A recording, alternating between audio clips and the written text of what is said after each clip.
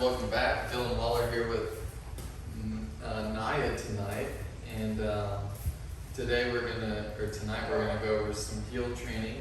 The position of heel, which is to be by my side, right here, and to be sitting. All right.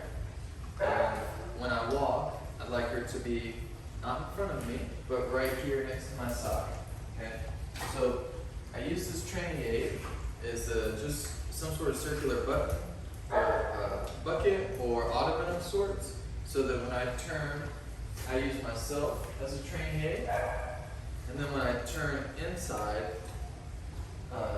she cannot cheek and loop around the front of my body. She has to stay on my hip, and so my hip is where I want her to be, and so I place it right here on my hip, right on the side of my pocket. Okay? So what I'm going to do is I'm going to walk out in front of her, and she should be here with me. All right? Keep it right on, and keep it right on her face. Good. And whenever I stop, she should sit. Okay? I'll ask her to heel. This will be like home base, a little bit up towards my chest. Okay. Heel. I drop my hand down and I ask her to heel.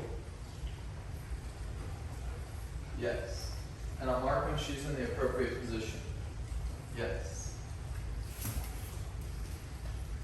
Heel. Yes. Yes. If she forgets where she should be, I'll put my hand down and say heel. Yes.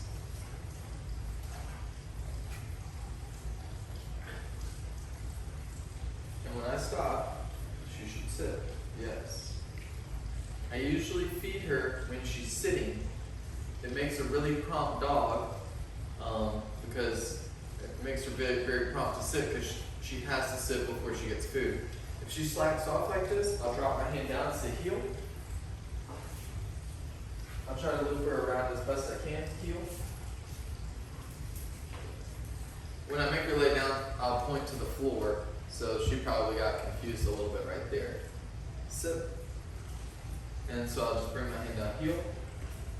Yes. Heel. Yes. Bring my hand down to treat her. And then I'll go ahead and stop here. She should sit. Yes. And then I'll release her from the heel. Okay. And then I'm going to call her back to a heel. Heel. Heel. Heel. And sit. Yes. Okay. Now I say that and I'm going to say it again. I released her from the heel. Okay? If she releases herself, I'm going to promptly call her back to heel, which is on my left-hand side, and I'm going to mark it again when she's in position. However, if I'm done healing her or we take a break for an extended period of time, she might get distracted. And if I don't release her before she gets distracted or she doesn't understand that work is done, then what I'm going to need to do is call her and correct her back to the position of heel. So either when you're done feeding her or you're done with the motivation, or like right now I don't have a slip lead to put any correction on her when she gets up, you got to go ahead and release her. Because if we're only working for positivity and there's no pressure and there's no way for us to enforce that position, then she's going to have a motivator to want to stay with us and continue to work with us. So be on her team, help her out a little bit, understand if you are able to follow through. If you are, then you can keep her in the heel as long as you want to, or you can keep her in the sit at the side as long as you want to. If you're not and you're done with the motivators like I am, I went ahead and released her so she can wander about and she can just be a dog. So keep that in mind, but I hope this helped. And the training aid definitely does help me. So I would advise getting a bucket, getting an ottoman, getting a square island, finding something that you're able to work with and work against so that she cannot wrap her body around you in the front, and there's something keeping her in position, at least for training purposes.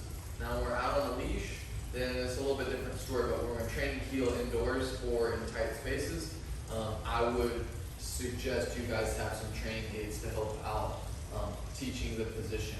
So, anywho, I hope this helps. Let me know if you guys have any questions. Again, my name is Dylan with Waller Canine, and we will see you next time.